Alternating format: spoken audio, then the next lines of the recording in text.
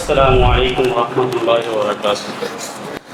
ইন্নাল হামদালিল্লাহ দারুল কোরআন ইন্টারন্যাশনাল খানার আজকে সবক অনুষ্ঠানের সম্মানিত সভাপতি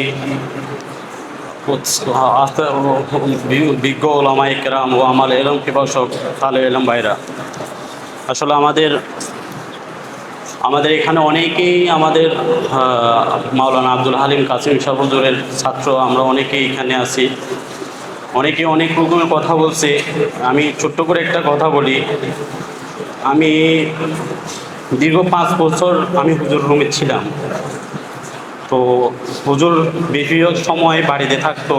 আমি ছোট্ট করে শুধু একটা বলি যে হুজুর কতটুকু তাকওয়াবান ছিল, শুধু এইটুকু বলি। আমি দীর্ঘ 5 বছর হুজুরের রুমে ছিলাম।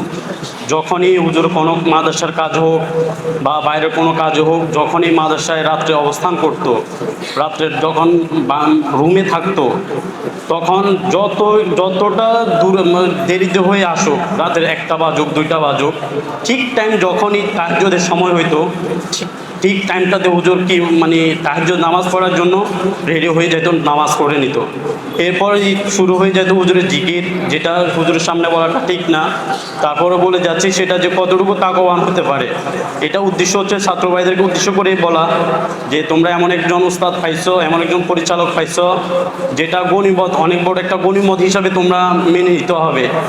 তো হুজুর এমন একটা তাকওয়া ছিল, সবসময় আমাদেরকে বলতো, যে আমাকে বিশেষ করে আমাকে বলতো, আমার একটা অনেক স্বপ্ন যে আমি একটা বড় আকারে একটা প্রসিদ্ধ একটা মাদ্রাসা করব, যেটা আন্তর্জাতিকভাবে পরিচালিত করা যায়, আন্তর্জাতিকভাবে প্রসিদ্ধ হয়। তো তারই একটা সুফল হিসাবে দারুল কোরআন ইন্টারন্যাশনাল মাদ্রাসা ক্রমান্বয়ে আস্তে আস্তে সুফল পাইতেছে। তো আশা করবো আমরা এখানে যারা আমরা উপস্থিত আছি, আমরা সব সময় আমাদের দোয়ার মধ্যে দারুল কোরআন ইন্টারন্যাশনাল মাদ্রাসাকে শরীক করব। বিশেষ করে আমার প্রিয় ওস্তাদ হযরত মাওলানা আব্দুল হালিম কাসিম শাহ হুজুরকেও শরীক দোয়ার মধ্যে শরীক রাখবো, যাতে হুজুর সুস্থতার সাথে এই দারুল কোরআন ইন্টারন্যাশনাল মাদ্রাসাকে আন্তর্জাতিকভাবে যাতে পুরস্কারপ্রাপ্ত হয়ে নিয়ে আসতে পারে।